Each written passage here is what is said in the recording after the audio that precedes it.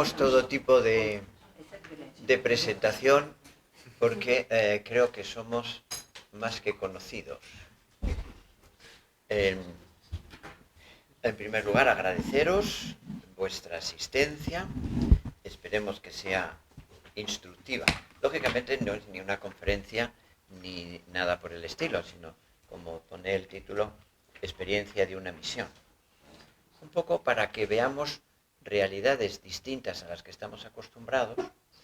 Un poco nuestra intención es animar, sobre todo a gente joven, a ilusionarse por este tipo de voluntariado, porque es muy concreto, pero es muy enriquecedor.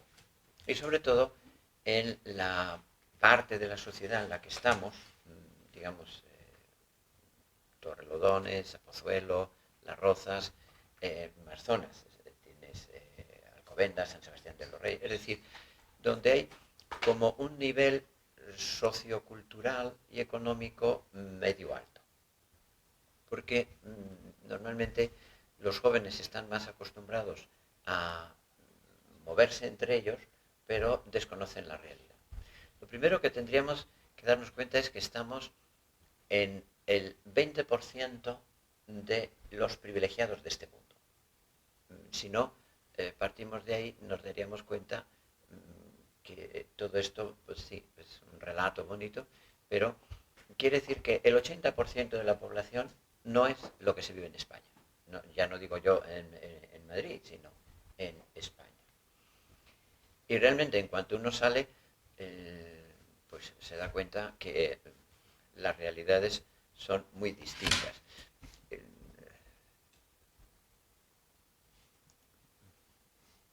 Vamos a ver. Pues no, me faltan imágenes. No, es que... esta. Fijaros, no sé.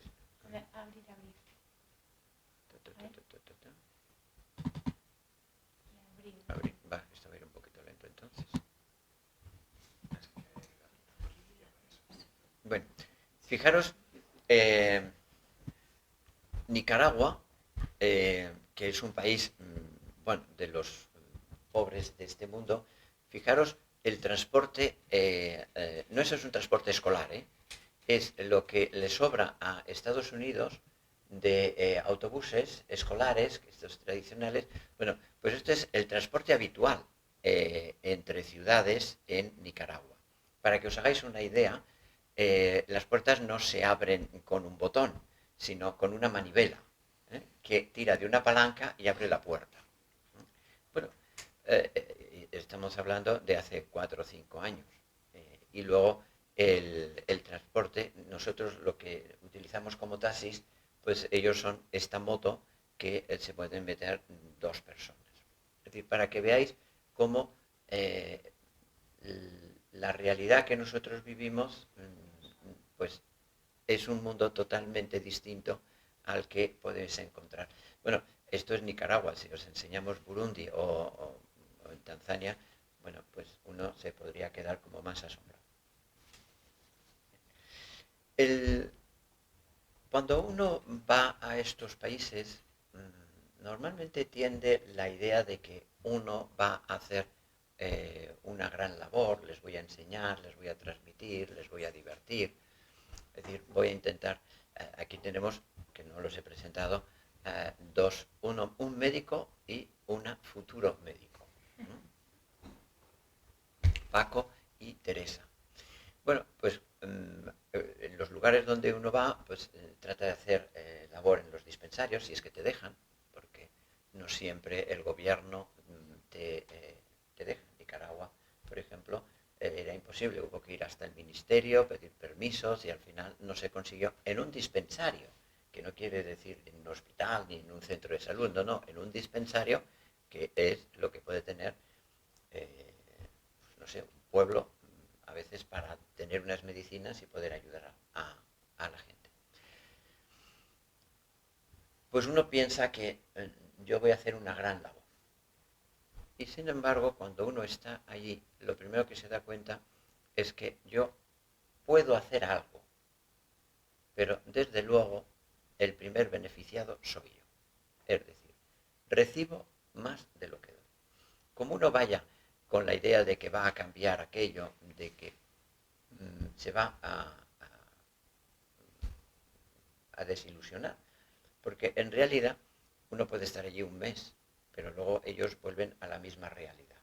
A veces se les lleva comida, a veces se les lleva camisetas, se les lleva cosas que realmente se divierten y que luego se quedan allí. Pero, pero la realidad es que luego vuelven a su vida normal. Y sin embargo, uno puede ir descubriendo cosas si está atento.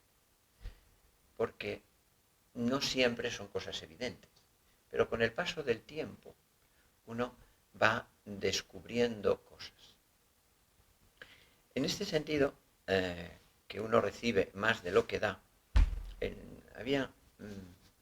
siempre se ha dicho que el pobre enseña y evangeliza. Quiere decir que nosotros podemos pensar que con nuestra cultura, con nuestra forma de ver la vida, de plantearnos las cosas, pues les vamos a enseñar para que mejoren. Pero eso es un error. Porque en realidad el que te enseña es el pobre. ¿Qué nos enseña? Pues fijaros, de las cosas que a mí me han sorprendido ha sido, por ejemplo, la alegría. Es decir, la pobreza puede ser extrema. Vamos a ver. Por ejemplo, esto es en Perú, son colonias de chabolas, que están en las afueras. ¿Os acordáis que hubo, me parece que era en el 2007, hubo un gran terremoto en torno a Pisco? Cubrió una gran zona, se cayeron, fue un desastre. Fijaros cómo quedó esta iglesia de la época colonial. No, sí, se ve. Bueno, pues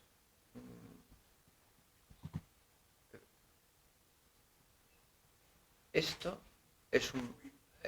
esto está en los alrededores de una ciudad... bueno, es que como no es, este no es mío, no lo domino, me vais a perdonar. Si quieres salir de esta. Pues, vale. Mira, vamos aquí, las ves. Vale. Pero, fijaros en Burundi.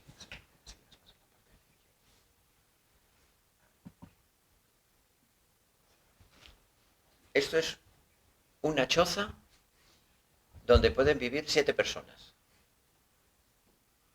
Es una tribu que son, diría, sería como el equivalente a los gitanos en España. Es decir, que tienen una forma de vida muy concreta, muy especial. Bueno, pues ellos se organizan ahí y ahí pueden vivir 7 personas.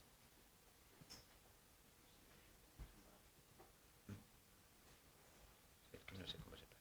Bueno, uno piensa, ¿y qué me puede enseñar alguien que tiene esta forma de vida?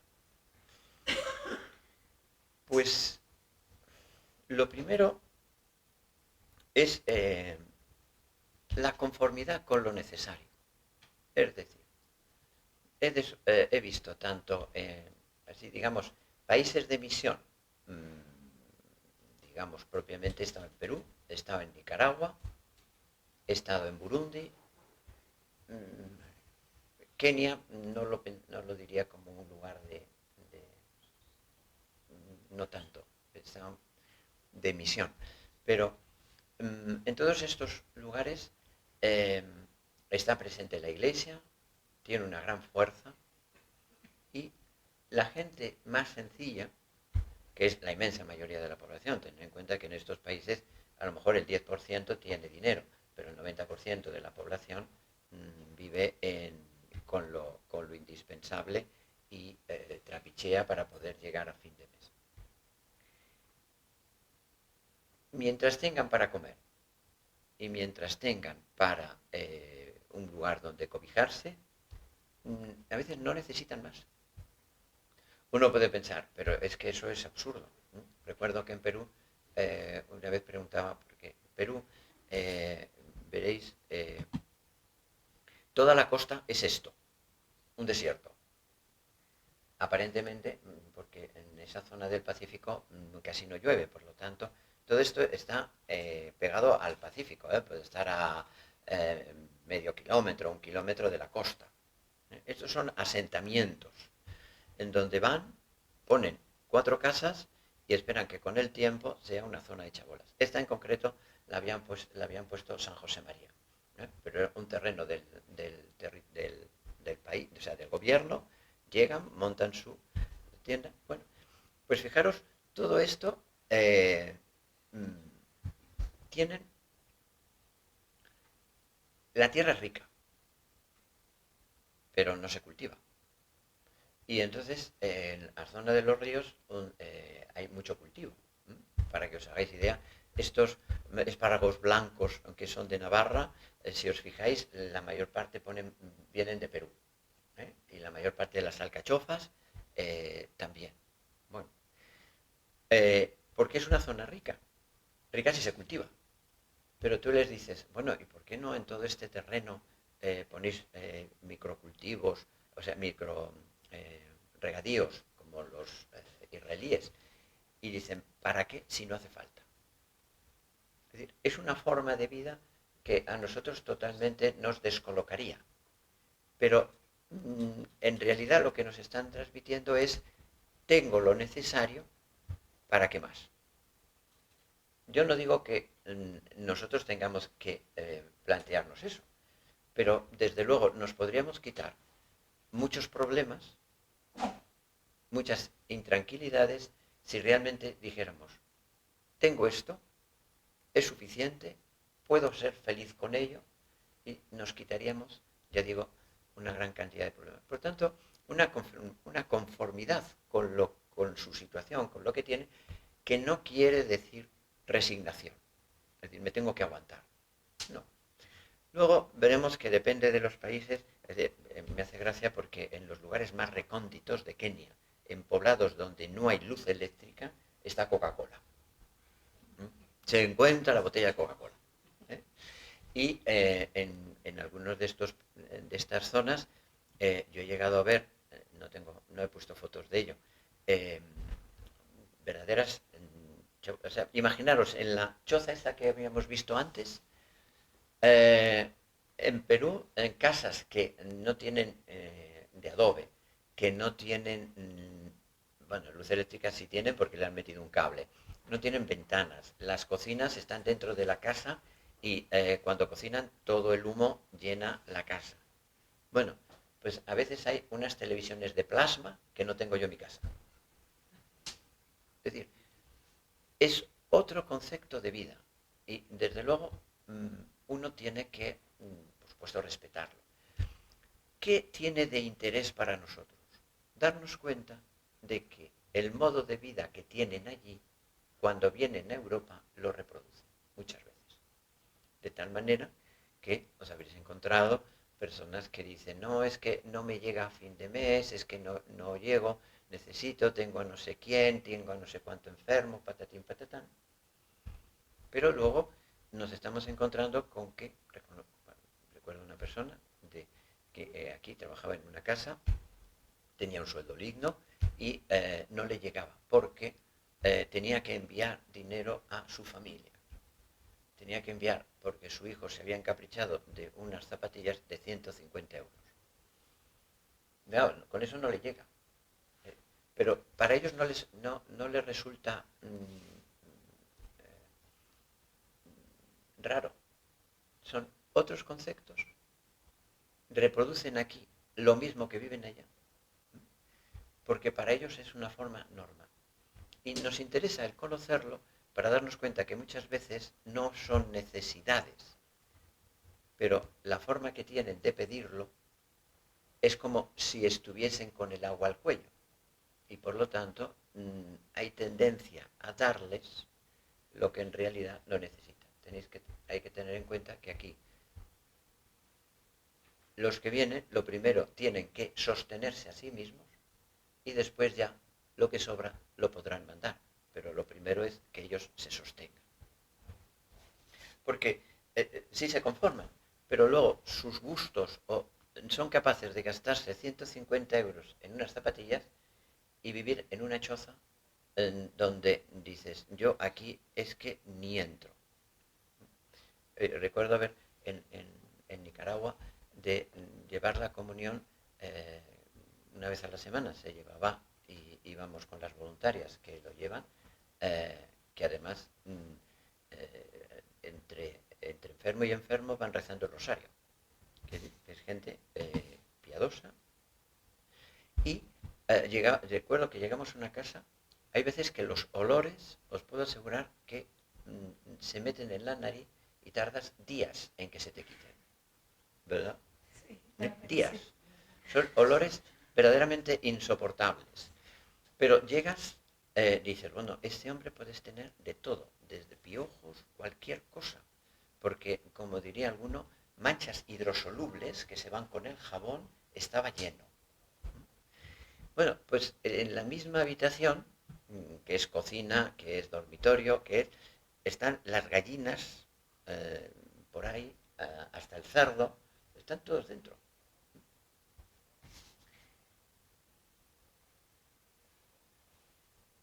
Conformidad con lo necesario. La alegría de la fe. Esto es algo que llama la atención. Es decir, es gente alegre. Es gente, no es gente deprimida. La depresión allí no existe. ¿eh? Tampoco los celíacos. O sea, que debe ser que nosotros limpiamos tanto las cosas que al final nos debemos de contaminar con lo más normal. La alegría de la fe.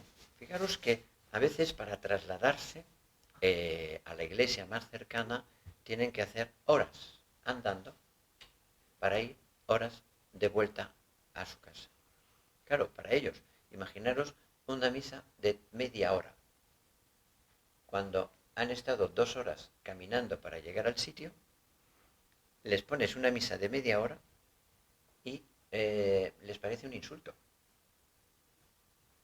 Porque para ellos realmente es una celebración y un día de festejar el ir a misa. Con lo cual se entienden los cantos, se entienden el baile, porque es su forma de festejar. Y os puedo asegurar que tanto el baile como los cantos le ayudan a uno a meterse en la celebración, también el baile. Y dices, bueno, aquí se pone a bailar el cura, y ya, ¿qué os digo yo? ¿Eh? Bueno, pero ahí, por ejemplo, la procesión de entrada, la procesión de las ofrendas, entre el canto y la procesión puede durar 20 minutos. Y no es porque el sacerdote hagan homilías de media hora, no. Es la forma de celebrar ellos. Allí las misas pueden ser, la misa de 11, ya sabemos que dura hasta la 1.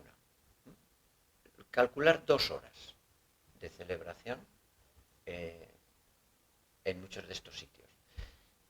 No se te hace largo y te das cuenta de que la ofrenda es llevarle cosas al sacerdote para que se mantenga. A veces nos podemos sorprender porque vemos aquí que hay sacerdotes que vienen de fuera, de otros países, y que son como muy ávidos por el dinero, ¿no? Pues no tiene que sorprendernos, porque allí no tienen sueldo.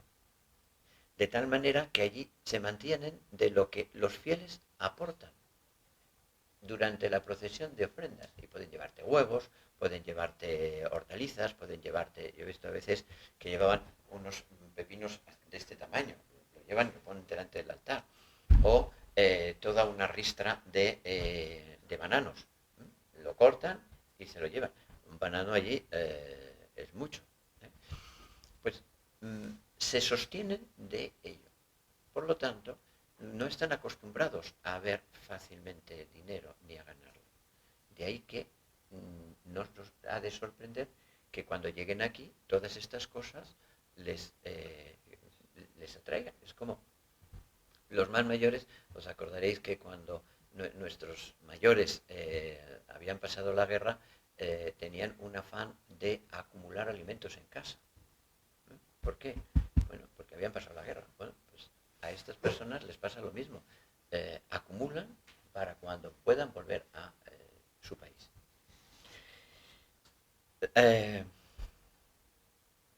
La aceptación gozosa de un Salvador.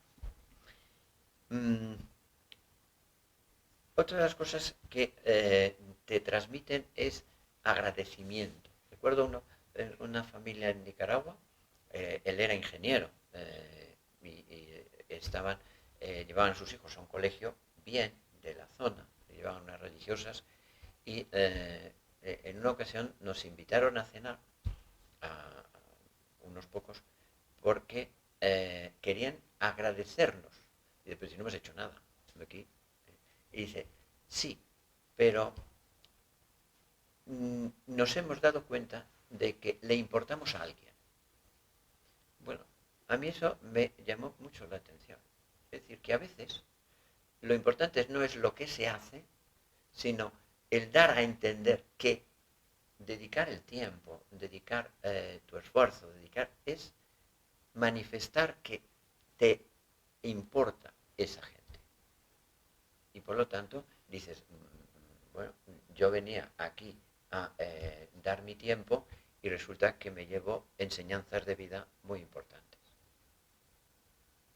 Bien, luego es verdad que iba a decir que no todo es Shangri-La. Algunos conoceréis esa película de Horizontes Perdidos, en donde estaba un lugar paradisíaco ideal en medio de del Himalaya, Shangri-La, un lugar donde todo era felicidad permanente.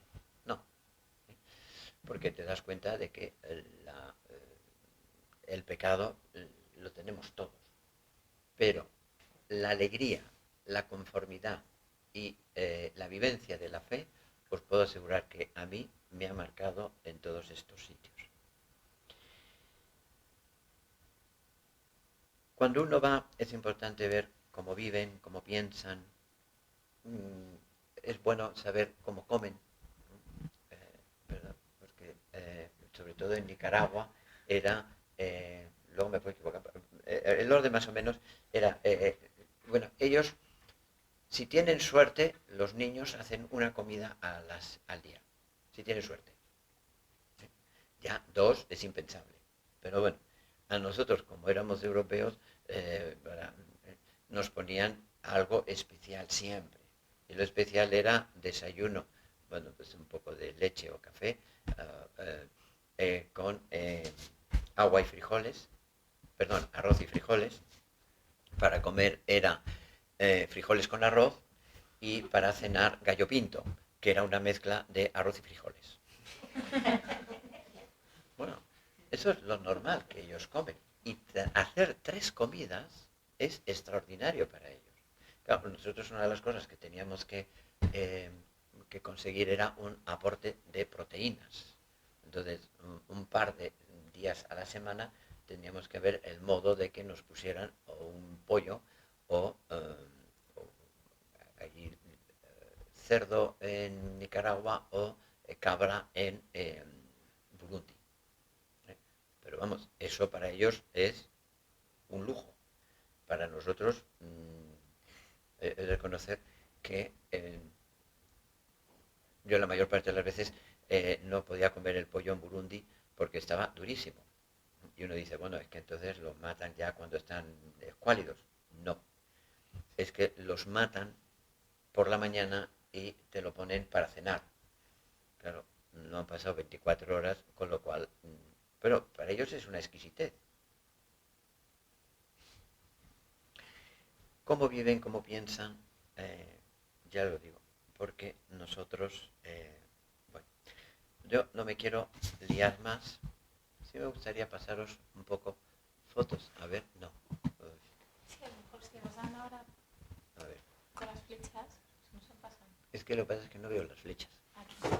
Con estas flechas de aquí, si Vale. vas agrandando y vas pasando, así. Bueno, es pequeño. Esto es Bueno, en Burundi, quitando alguna carretera asfaltada, esto es lo normal. Os podéis imaginar el polvo que se traga en época seca, porque en época de lluvia es un barrizal. ¿eh? La inmensa mayoría de la gente, como mucho, es que están mezcladas. Bueno, esto es pueblos de los Andes en Perú. Estos son consecuencias de los terremotos. Esto era una labor que hacía Cáritas. Cáritas, el gobierno les entregaba $2.000 a los damnificados por el terremoto. Y entonces Cáritas, para que sepáis que Cáritas no suele actuar de inmediato en estos desastres. Lo suelen hacer otras ONGs, el gobierno. Cáritas, cuando se han ido todas las ONGs, es cuando empiezan a trabajar ellos. Entonces, aquí les habían ofrecido esta construcción de ladrillo, para ellos es de lujo. Entonces, porque si no, vivirán, os lo mostraré luego un poco más adelante. Entonces, Cáritas lo que les pedía era los 2.000 euros de la indemnización del gobierno y les construía las casas. Estas casas costaban 6.000 euros, perdón, $6.000, para que nos hagamos una idea. Y aún así había mucha gente que prefería quedarse con el dinero y gastarlo y vivir de otra forma. Estas son casas de adobe.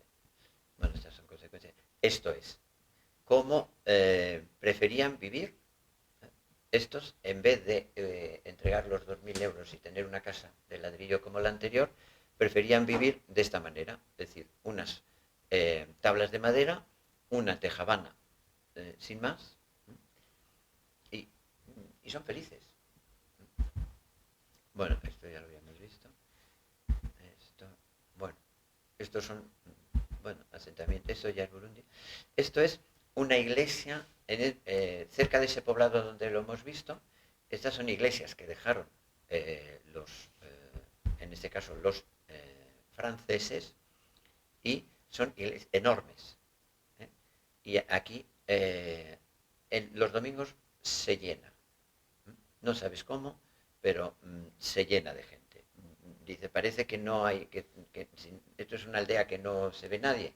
Bueno, pues, y no solamente se llena una vez, sino que pueden llenarse 2 veces. Esto es con la ONG que fuimos a Burundi, ASUN. Esta es una labor de la asociación, que es de universitarios, ha construido este colegio. Es decir, que no solamente se va a hacer una labor de voluntariado, sino que también se hace de cooperación y se deja algo. Se han dejado esto y se ha dejado un centro materno-infantil. Este es un paisaje, es lo habitual en Burundi. O sea, tú vas por la carretera y te encuentras gente andando. El desplazamiento normalmente es andando. Como mucho tienen una bicicleta, que ya os digo yo, que aquí iría directamente al chatarrero. Allí es con lo que funcionan. Y lo normal es que lo utilicen como carro para transportar cosas. Los niños son encargados de llevar el agua. Agua que muchas veces tienen que ir kilómetros a buscarlo. Bueno, esto es lo normal. A mí me llamaba la atención siempre que los niños van descalzos. Luego comprendí por qué. Porque como van creciendo, los zapatos se les quedan pequeños y los padres no tienen dinero para comprar zapatos según las edades que van sufriendo. Entonces los niños van descalzos y ya los adultos ya sí llevan chanclas. Y luego los niños veréis como la mayor parte la ropa es andrajosa y marrón, porque se van transmitiendo de unos a otros. No es que sean guarros, limpian la ropa, pero entre el polvo y esta es otra choza de los, ahora es que no me acuerdo cómo se llamaba esta. Esta ya no es mía. Bueno, yo lo que quería transmitiros más o menos ya lo he hecho, y ahora voy dejando a Paco y a Teresa, porque ellos lo que queríamos transmitir más es, si yo he intentado una visión genérica, lo que ellos van a hacer es cómo les ha servido en su vida. porque esto es lo realmente interesante. A mí me ha servido como cura, yo he sacado muchas cosas buenas, he aprendido mucho de estos países y a entenderles cómo viven, cómo piensan y por lo tanto a poder comprenderles, pero a ellos les ha, no digo que cambiado la vida, pero sí se la ha mejorado y por lo tanto ese ya es su testimonio.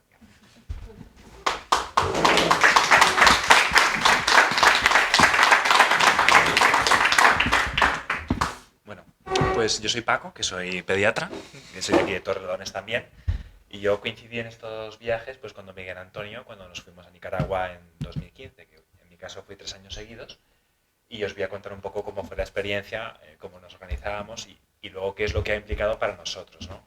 Como bien ha dicho, pues íbamos con una asociación de universitarios, pues éramos todos pues edades entre los 25, 20 hasta los 30, más o menos parecidos, y nuestra labor se centró sobre todo en ese país latinoamericano. Entonces, Nicaragua es bueno, ahora mismo está en una situación de guerra civil, pero cuando fuimos nosotros, que había más estabilidad, es el segundo país más pobre de Latinoamérica, después de Haití. Entonces es un país en el que no existe una clase media como tal, hay gente muy rica, que casi siempre estudian fuera, en Estados Unidos, se van a trabajar luego a grandes empresas, pero luego está la gran mayoría de la población, que como ha dicho Miguel Antonio, tiene muy pocos recursos, ¿no? Y muchas veces no tiene acceso a una educación ni siquiera. Entonces nosotros cuando llegábamos allí, pues nuestro aterrizaje en el aeropuerto, pues lo primero es, ves toda la selva, toda la exuberancia, que aquí no estamos acostumbrados, y te llevas una impresión, pues cuando vas por las carreteras grandes, llegando al sitio donde vamos a vivir nosotros, pues de que es muy turístico todo aquello, muy bonito, aunque no esté explotado como tal, y como qué bonito es todo, ¿no? Y no es hasta que empezamos a trabajar, nosotros el primer viaje que fuimos dormimos en la ciudad de Granada, que es una de las ciudades coloniales más antiguas de Latinoamérica, y lo que montamos fue un campamento, que íbamos justo cuando están en sus vacaciones de verano, por así decirlo, montamos un campamento para niños de las parroquias de la zona que había, para que viniesen a la casa donde vivíamos nosotros y darles pues algunas actividades, alguna clase, algunos juegos, pero sobre todo para evitar que estuvieran en la calle, porque muchas veces estos niños de estas familias, cuando terminan el colegio, pues los padres les dan bolsas de cosas para que vayan a vender en la calle y para que consigan algo de dinero, desde muy pequeños. Y muchas veces el padre está ausente, la madre tiene muchísimos niños y son los hermanos mayores los que cuidan de los hermanos pequeños. Entonces nuestra idea era sacar a esos niños un poco de esa realidad durante unos días, estar con nosotros y, como decía Miguel Antonio, también ofrecerles comida, porque aquí una de las cosas que hacíamos en el campamento pues era preparar pues arroz con frijoles todos los días con ellos y darles alguna comida y que viviesen una experiencia distinta a lo que es su día a día de estar en la calle y demás, ¿no? De que aprendiesen de estar con otras personas, de hacer juegos, de cooperar entre ellos y muchas veces pues como no sabíamos un poco la situación en la que estábamos, pues eran niños de edades muy distintas, pues hablábamos con ellos un poco para aprender de qué es lo que vivían, ¿no? Las típicas cosas de, ¿tú qué quieres ser de mayor? Y demás. Pues uno nos decía, yo quiero ser futbolista, yo quiero ser no sé qué. Llegabas a otro y, ¿qué quieres de mayor? Y te decía, narcotraficante. Y luego te razonaba perfectamente por qué, ¿no? Porque viven muy bien, porque tienen dinero, porque conocen no sé qué, no sé cuántos. Y decías, ah, muy bien. Raro era el que te decía que quería ser médico, además. La gran mayoría tiraba más por ese lado. Porque es lo que han vivido. Y es lo que viven en sus casas, en sus barrios, y para ellos es un modo de vida normal. Nosotros esto evidentemente nos supone un choque muy grande, porque vas un poco con esa idea de voy a ayudar, voy a arreglar cosas, y de repente te encuentras con que aquí no vas a arreglar nada. O sea, no vas a cambiar un país, no vas a cambiar a la gente a la gran escala, ¿no? Y ante eso puedes venirte abajo o ir haciendo cosas poco a poco. Yo he tenido la suerte de estar 3 años en Nicaragua, 3 veranos que fui, y fuimos viendo un poco el impacto que tiene en la gente, ¿no? No en la sociedad general, pero sí en las personas, ¿no? En cada una de ellas. La familia que decía Miguel Antonio, que nos tenían mucho agradecimiento, pues la frase era esa, gracias, porque nos damos cuenta de que les importamos. Y estos son, por ejemplo, un grupo de niños que teníamos en uno de los barrios más marginales de Granada, que con la parroquia local pues montábamos un comedor con ellos y por la mañana pues venían a veces, se les impartía alguna cosa de catequesis, pero muy básico, muy básico. Allí no tienen muchas veces recursos ni posibilidad de formación. Y tú decías, pues bueno, ¿cuántos van a venir? Pues acostumbrado como estamos aquí, ¿no? Pues preparamos para 20, 30 personas y te aparecían 200 niños. Claro, y muchas veces a nosotros nos servía mucho porque por muy planificado que lleves las cosas, ¿no? Aquí estamos acostumbrados pues a decidir qué es lo que queremos hacer, cómo se van a hacer las cosas, a tener todo controlado. Llegabas allí y dentro del orden que intentas poner en las cosas, todo salía distinto a como lo intentabas. Preparabas comida para 50, te venían ciento y pico. Te venían las madres con los bebés, te venían los de grupo de la droga, no sé qué, pues te venían un montón. Y nos ayudaba a nosotros a tener un poco de flexibilidad de cintura y a aprender a no llevar todo en control, ¿no? A no ser tan cuadriculados a veces y de pensar que tenemos todo por hecho. Y muchas veces en estos viajes ves la mano en la providencia. Yo el último año que fui, de los 3 años que estuve, ya no iba tanto como voluntario, sino como organizador, para que otras personas no se tuviesen que preocupar de dónde van a dormir, qué van a comer, porque estos viajes tienen luego mucha logística detrás. Y te das cuenta de que las cosas van saliendo porque Dios quiere. ¿No? Con el mitad de presupuesto un año de otro, nos aparecía de repente un transportista que nos podía ayudar a llegar a los trabajos, a hacer muchas cosas. ¿No? Entonces, bueno, este es un ejemplo de los niños que teníamos ahí, que se hacía, bueno, se les daba la comida y luego por la tarde se iban a la casa con unas monjitas de allí. Nosotros siempre hemos trabajado con la gente local, ¿no? Nosotros vamos un mes o unas semanas y desaparecemos de ahí, pero es que hay misioneros que están todo el año. Por ejemplo, este grupo de niños estaban con unas hermanitas de los pobres, que es una congregación de allí, que la que llevaba ahí más tiempo, Rosa, bueno, una de las que llevaba más tiempo, era de Cádiz, era de aquí, y otra era también de Vivero, de Galicia. Entonces, que era gente española. Aquí en Nicaragua teníamos la ventaja de que teníamos mucho contacto con los niños y con las familias, el tener el mismo lenguaje. Entonces, el primer día que llegabas, los niños ni se te acercaban, porque ellos, su imagen de la gente blanca son los americanos. Nos llamaban los guanches, los yanquis, que llegábamos allí, y cuando les respondías en español, pues ponían cara, ¿no? Y son niños que han vivido situaciones en sus casas que son muy desconfiados, que eso se les nota, ¿no? Que tienen heridas, que han vivido una infancia difícil y que cuando después de 2, 3 días, una semana de intentar estar con ellos, intentar a veces sacarles una sonrisa o jugar, luego no te dejaban irte. Se te abrazaban, los días de la despedida, pues aquello era una llorera porque no querían que te fueras, ¿no? Y cuando nosotros estábamos aquí de vuelta en España, que tenían nuestro contacto algunos por Facebook, pues nos escribían, ¿cuándo van a volver? A lo largo de todo el año. Estaban esperando al año siguiente y a lo mejor habíamos estado 2 semanas con ellos. Pero te das cuenta que a ellos también les chocaba el decir, tú vienes desde tu país, donde tienes tus comodidades, donde tienes tus cosas, y en medio de tu verano, de tus vacaciones, pagas un dinero, porque estos viajes, hay que decirlo, cuestan un dinero y hay que recaudar fondos. Y vienes a dedicar tu tiempo conmigo. ¿No? Y a estos viajes ha venido gente pues de todo tipo, gente más religiosa, gente menos, casi todos pues eso, de una clase media alta, que tiene los recursos para poder venir, pero con ideas muy distintas, ¿no? Y al final se acaban poniendo en común muchas cosas. Y vas a hacer una mochila de recuerdos, pues no sean los niños de ese colegio, pero otros que hacíamos refuerzo con ellos, tienen unas sonrisas que no se nos van a olvidar y unas miradas de agradecimiento, ¿no? Esto es, por ejemplo, pues cuando hacíamos catequesis con unas niñas de un colegio allí, cerca en el pueblo donde vivíamos, en Diria, que venían todos. Son traviesos, como todos los niños, pero a mí me llama la atención, por ejemplo, que a veces son incluso más educados que lo que podemos tener aquí a veces en catequesis, ¿no? A veces ellos que están acostumbrados a tener menos cosas, cuando les das algo, son agradecidos, pero muchísimo más, ¿no? Y eso es algo que tenemos que aprender. Evidentemente vivíamos momentos también de descanso entre nosotros. Estos son viajes que nosotros cuando llegábamos allí, nuestro horario era, nos levantábamos a las 6:30 de la mañana, 7, porque ahí se hace de día mucho más pronto, desayunábamos y estábamos trabajando hasta la 1, pues o bien en colegios, o bien en algunas cosas de construcción, o bien en montar los campamentos con los niños. Algunos a veces se iban con las misioneras de caridad, de la caridad, las de la Madre Teresa de Calcuta, pues iban a poblados que ya, cuando llegábamos a esos poblados, que ibas con una carreta, que íbamos sentados todos a la parte de atrás, ¿no? como de película, y eso sí que eran poblados sin luz, sin agua, con alimentos cuando llegaban, y con gente totalmente, pues casi indígena, ¿no? Y te ibas dando cuenta un poco de cuáles son las realidades en las que vive la mayoría de la gente, no nosotros. Y el contacto que teníamos con ellos, cuando nos respondían con una sonrisa, con una alegría, tú al final te llegabas a casa y volvías y decías, pero si no he hecho nada, o sea, he venido, he jugado con el niño y ya, ¿no? Entonces nosotros hacíamos varias actividades, ¿no? Esta era también, pues, en la semanita de los pobres, donde tenía que comer, luego por la tarde íbamos a estas casas, como veis, pues están un poco a las laderas del volcán también, porque allí en Nicaragua es una preciosidad, pero es todo al natural, y estos eran cuando íbamos de misiones, ¿no? Con las misiones de la caridad, con la Sister, que a nosotros nos enseñaban muchísimo.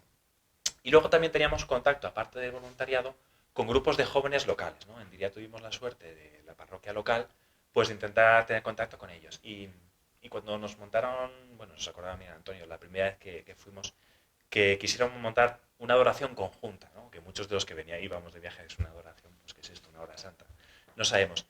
Y cuando apagaban todas las luces, ponían con música, o sea, tenían varios instrumentos, incluso con tambores locales y demás, y hacían una oración al Santísimo, se nos caía el alma a los pies. O sea, de no haber visto nada así aquí, y de gente que a lo mejor puedes pensar que luego en su vida diaria, pues o están en la calle o están haciendo otras cosas, ¿no? Pero efectivamente viven una fe muy distinta, una fe muy auténtica, ¿no?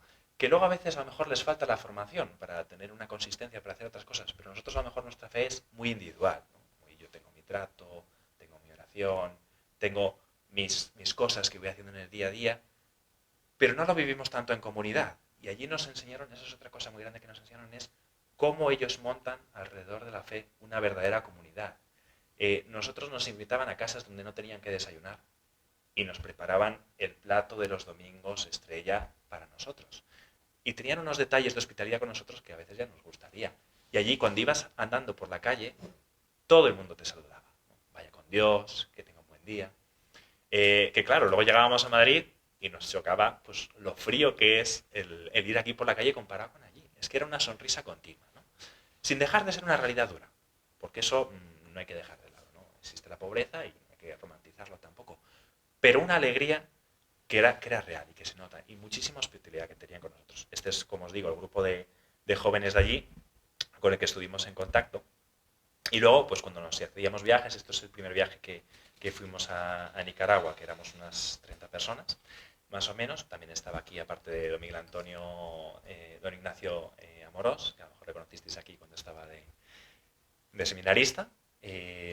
Allí, por ejemplo, nosotros vivimos una ordenación de un sacerdote que era muy amigo de don Ignacio y que gracias a él es por lo que íbamos a los viajes ahí. Y la ordenación duró 4 horas. Un solo sacerdote. De las 4 horas, la primera hora fue esta que entró. Entonces, realmente aquello era una prueba para nosotros que estás aquí como, bueno, venga, la misa rápido, que me tengo que ir, que tengo que hacer no sé qué. Y no, ahí lo vivían. Y solo por un sacerdote que para ellos era increíble, ¿no? Pues nos enseñaron muchas cosas de esas. Estos, pues bueno, los finales de viaje, los últimos 3-4 días, la gente acababa cansada porque teníamos un ritmo de vida bastante intenso de trabajar durante la semana, incluso los sábados, y los domingos pues teníamos un poco de aprovechar que estamos en países así, pues también disfrutar un poco y descansar, ¿no? Que la gente cuando va a estos viajes tiene que comer, tiene que dormir y tiene que descansar, porque si no, la vida es intensa, ¿no? Entonces también aprovechábamos al final de los viajes. Y una cosa que hacíamos era, aprovechando este contacto que tenemos con realidades, con gente que sufre y que sufre a veces con una sonrisa, ¿no? Ahí tenemos una cantidad de anécdotas, hicimos diarios, hacíamos un diario, por ejemplo, cada día uno de los voluntarios escribía un correo que luego se enviaba a los padres de todos para que los padres participasen de esa experiencia. Cada uno le tocaba un día, ¿no? Y contabas lo que te había impactado ese día. Cuando años más tarde, yo ahora preparando esto, viendo las fotos, leyendo correos de esos, te das cuenta de cómo toca a las personas. Tú cuando estás en contacto con gente que sufre, cuando has salido de tu ambiente, que a veces puede ser un poco superficial, un poco tengo lo que quiero, lo que necesito, hago lo que me gusta, y estás en contacto con estas realidades, se cae un poco la cáscara del corazón. Y estás mucho más sensible a todo lo que pasa. Y los últimos días, cuando ya había más confianza entre nosotros, evidentemente los primeros días no podíamos hacer esto, pero los últimos días nos reuníamos y decíamos, vamos a hablar cada uno de qué esperábamos de este viaje y qué hemos vivido. Y yo os aseguro que lo que se oía ahí ponía los pelos de punta, ¿no? Aquello era ríete de psicólogo, de terapia y de cosas así. Realmente veías lo que impacta en la gente.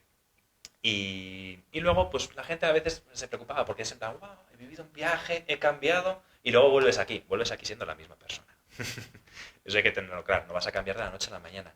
Pero tienes unos recuerdos, tienes una mochila, como cosas que te enseñaban de pequeño, que luego, cuando hay momentos de la vida que tienes que tomar algunas decisiones, dices, ¿a mí qué es lo que me hacía feliz? Porque de estos viajes todo el mundo volvía, yo, vamos, de lo los años que llevo haciendo cooperación, no he encontrado una persona que me diga me arrepiento de haber hecho este viaje. Cada uno con cosas distintas, o sea, para mí era una impresión de una cosa, para otros era de otra. Pero vamos, era un impacto que se lleva a toda la gente y una mochila. Y realmente yo creo que estas son las cosas que la gente luego cuando recuerde, los jóvenes, que están en una edad que se quieren comer el mundo, que quieres cambiarlo todo. Estas son las cosas que recuerdan luego y que les sirven. Y que realmente yo sí que animo, pues si tenéis sobrinos, familiares, conocidos, que estén en edad que puedan hacer estas cosas, sobre todo en la edad universitaria, que pregunten. Porque de estas iniciativas hay muchas. A lo mejor no en el extranjero, también dentro de España. Pero estas cosas realmente tocan, ¿no? Y a gente que está con muchos ideales, con muchas ganas, te ayuda a poner en valor qué es lo realmente importante y te enseña muchísimo. O sea, nosotros vamos a veces con la idea de dar y sales de ahí recibiendo muchísimo más. Así que nada, yo por mi parte agradeceros haber venido y que transmitáis esto también a las personas que conozcáis, pues que es algo que realmente merece la pena muchísimo.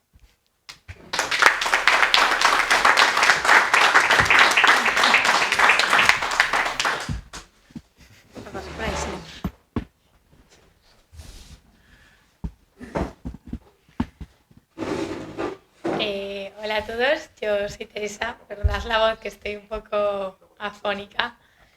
Y nada, yo soy estudiante, como ha dicho Miguel Antonio, de medicina y me fui el verano pasado a Tanzania.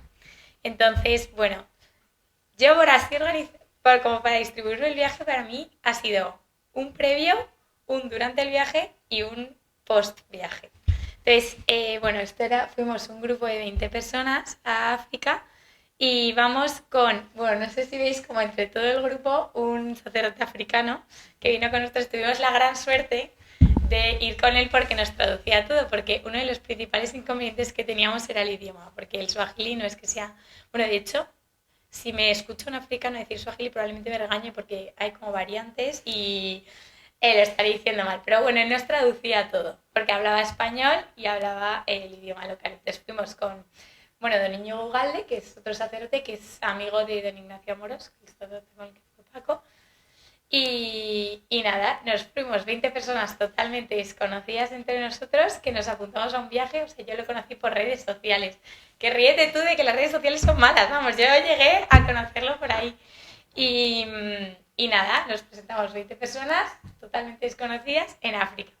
Entonces, yo decía que para mí ha sido un momento, o sea, hay 3 momentos en el viaje, empezando por el momento previaje. O sea, antes de llegar aquí al aeropuerto de Tanzania, nosotros habíamos estado recaudando camisetas, balones de fútbol, medicamentos. Llevábamos maletas que no eran maletas de ropa. O sea, llevábamos todos con una especie de mini mochila ahí que la cargábamos con nuestra ropa, 3 camisetas, y el resto de maletas que facturábamos era todo material para llevar allí. Entonces, se nota como, de verdad, suena un poco a lo mejor cursi, pero como Dios va poniendo su semilla en cada momento de preparación del viaje, durante el viaje y después. O sea, de repente aparecía, nosotros poníamos en Instagram, donde sea, buscamos camisetas para no sé qué, y alguien te escribía y te decía, oye, a mí me sobraron de una carrera que organizamos 200, y aparecíamos con 200 camisetas. De hecho, fue gracioso porque nos regalaron unas camisetas que ponía Cristo vive y un Cristo así,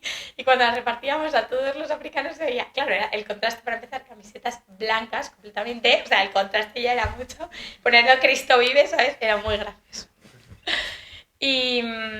Y nada, entonces el momento preparación del viaje, o sea, para llegar aquí, hasta que el momento que llegamos aquí, fueron trabajo, poco a poco, esfuerzo, recaudar el dinero, porque no son viajes baratos. O sea, nosotros, incluso los voluntarios, también tenemos, y hacíamos rifas, hacíamos todo para poder pagarnos el viaje, porque al final es un esfuerzo, pero es un esfuerzo que realmente merece la pena.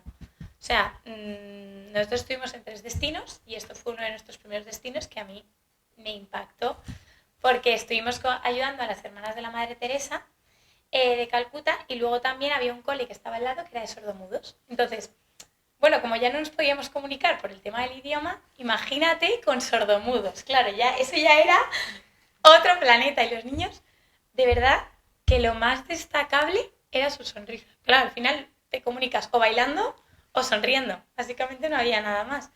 Y todos nos quedamos alucinando. De hecho, estos eran de los primeros días y al final con 20 personas, romper el hielo, un poco ir conociéndote, termina este día y me acuerdo todos hablando como compartiendo lo que había sido para nosotros. Llevamos 5 días de viaje, ¿eh? Pero de repente una confianza a raíz de todo lo que empiezas a vivir en el viaje, alucinante. Nada, estos son los niños que es que, mirad, bueno, a mí es que yo me derretía, yo quiero ser pediatra también, ¿vale? Entonces, claro, yo veo a un niño y ya me derrito, pero es que además si te sonríen, como te está sonriendo este niño de aquí, te caes. Y entonces estuvimos haciendo como diferentes labores. Esto, por ejemplo, fue en la casa de las hermanas de la Madre Teresa, que tenían como dividido las diferentes zonas. Está la zona de hombres, la zona de mujeres y la zona de niños. Entonces, claro, no son hombres y mujeres en sus plenas capacidades, porque son gente que está en la calle. O sea, eran hombres discapacitados, mujeres discapacitadas, y los niños eran sobre todo huérfanos, pero huérfanos hasta los 14 años.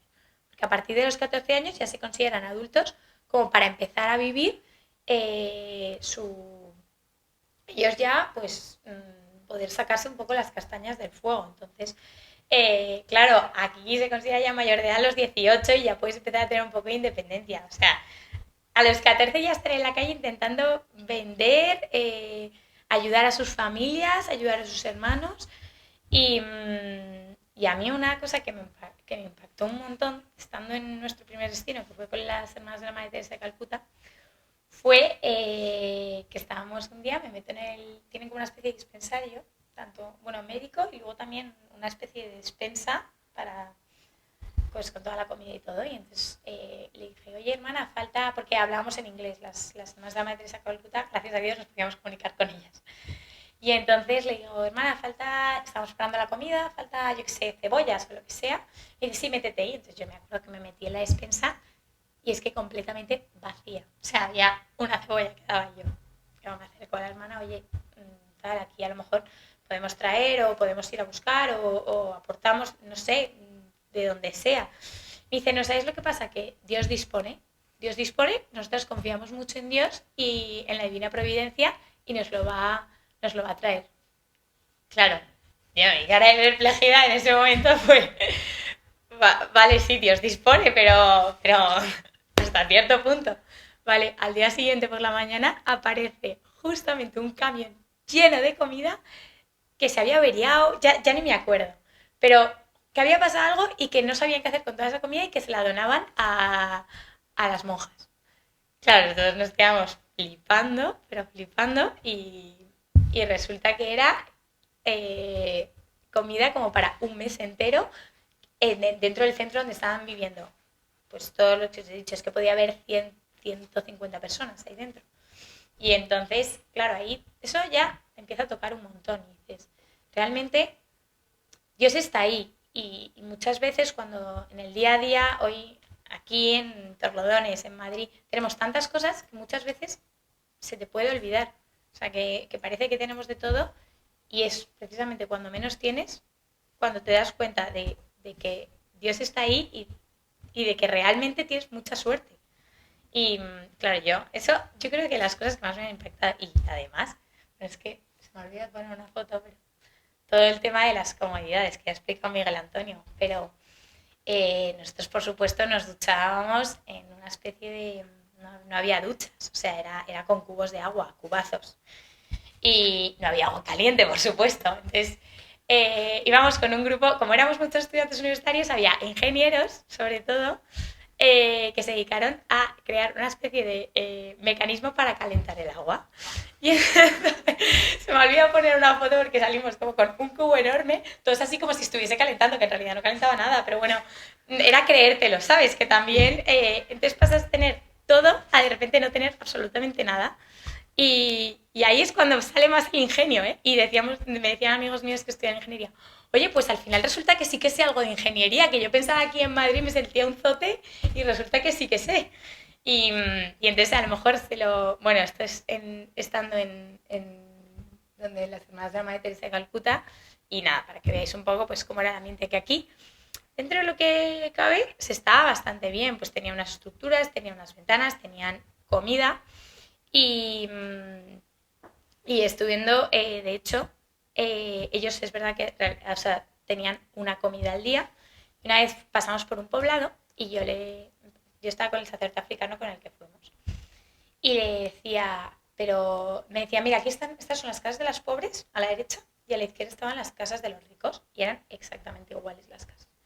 Y yo le dije, pero ¿qué diferencia hay entre una y otra? Porque yo no veo ninguna diferencia. Y me dijo, el número de comidas que hacen al día, que son 2 y una comida.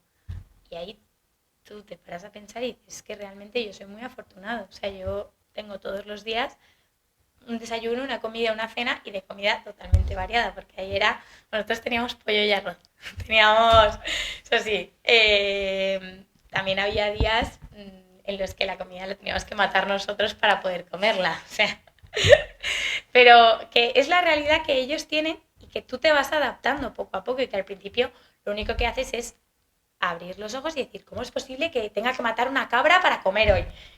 Y pues era la realidad que habían allí y tú te vas adaptando y vas siendo poco a poco.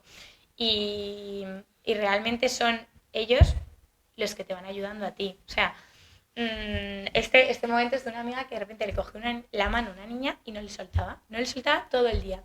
Todo el día a su lado.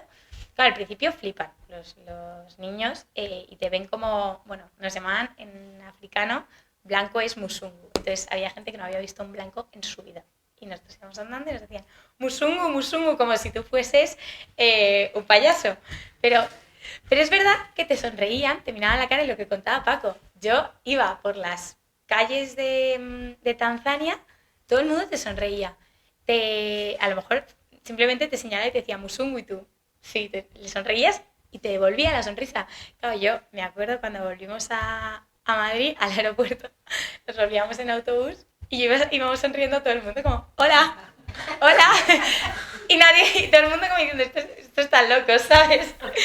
Pero es una cosa que te das cuenta que dices, falta en la sociedad una sonrisa que te alegre el día, porque ya estamos todos, ya tenemos bastantes complicaciones, ya tenemos bastantes cosas y una sonrisa te alegra el día. Yo de verdad que de los momentos en los que más feliz he sido y más veces me he ido a la cama con una sonrisa fue estando en África. O sea, cuando menos tenías, cuando menos cosas materiales, menos comida, menos todo, más feliz eres. Y más te das cuenta de que no eres nada. O sea, realmente, nosotros, ¿qué íbamos a hacer?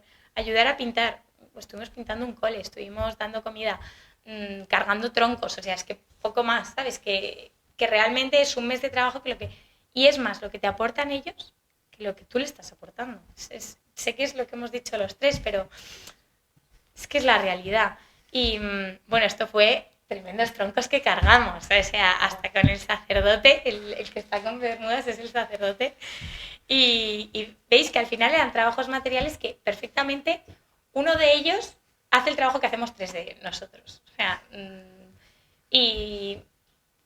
pero aún así te lo siguen agradeciendo, o sea, esto, olvidad mi cara, pero lo importante es la sonrisa, lo prometo, que es que eran risas a carcajadas todo el rato, aunque no estuviésemos comunicando, pero que es lo que falta hoy en día. Bueno, estábamos también con libros para intentar comunicarnos y hacíamos un poco de chapurreo, que nunca llegamos a hablar con ellos, pero nada, estos son simplemente fotos para que veáis lo felices que se les ve a todo el mundo, que yo nunca había hecho. Las fotos las iba haciendo una amiga. Yo nunca había visto tantas fotos seguidas cuando ahora me había puesto a verlo. Todo el mundo sonriendo, todo el mundo feliz. O sea, tú te vas ahora a un viaje con tus amigos y probablemente no esté todo el mundo sonriendo, que sí, que te lo estás pasando muy bien, pero no sea esta situación. Y así, jugando con los niños, bueno, llorando, por supuesto, pero los niños. Pero nosotros, de verdad que yo he sido de las personas más felices estando allí en África. Y luego ya tienes una serie de aprendizajes que a día de hoy, ha pasado un año desde que me fui a África, sigues aplicando como de tu día a día.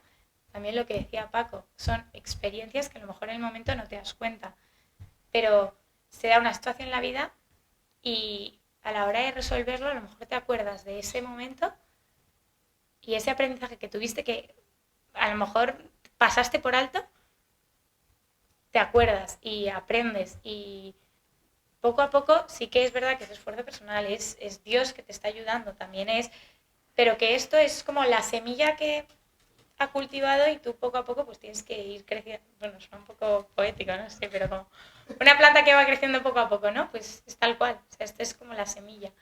y yo os animo a todos a que animéis a la gente a que haga esto. Yo al final fue por redes sociales, hay 5.000 oportunidades, incluso aquí en Madrid, están las hermanas de la Madre Teresa de Calcuta, que yo empecé a ir a raíz de esto, que tienen una casa y, por ejemplo, todos los jueves necesitan ayuda.